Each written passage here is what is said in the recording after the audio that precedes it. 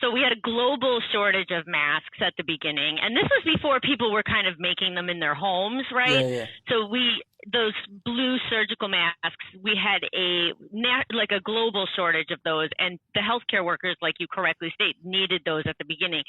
And another important part of that is that at the beginning of this, we didn't realize how much asymptomatic and pre-symptomatic spread COVID was associated with, because we were used to other respiratory viruses that had less of that asymptomatic, pre-symptomatic spread.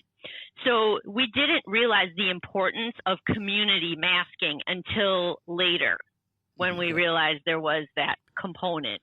And then when people started wearing the cloth masks, of course, like you're saying, the guidance had already been one way, and then when we changed it, it was problematic.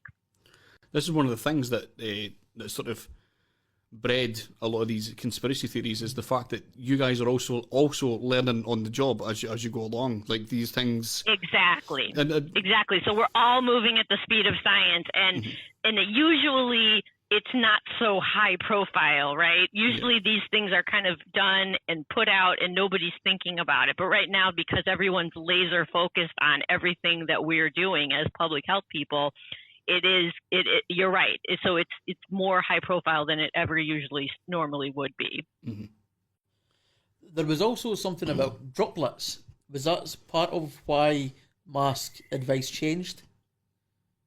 So yes. So we know that, so let's use influenza as an example. So the flu is a very significant worldwide health problem. We have mortality associated with the flu. It's, one of the leading causes of death in, pretty much any country that is associated with the significant flu season.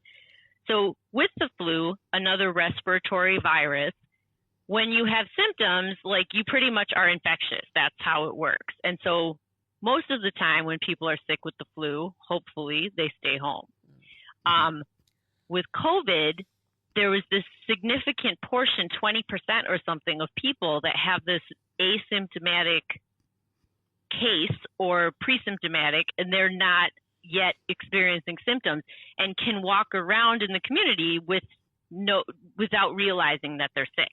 And that's the difference, kind of. And I think the reason that people were like, oh, if you aren't sick, you don't need to wear a mask, because we didn't realize that people wouldn't know they were sick. Does that make sense? Yeah, that makes sense. Yeah.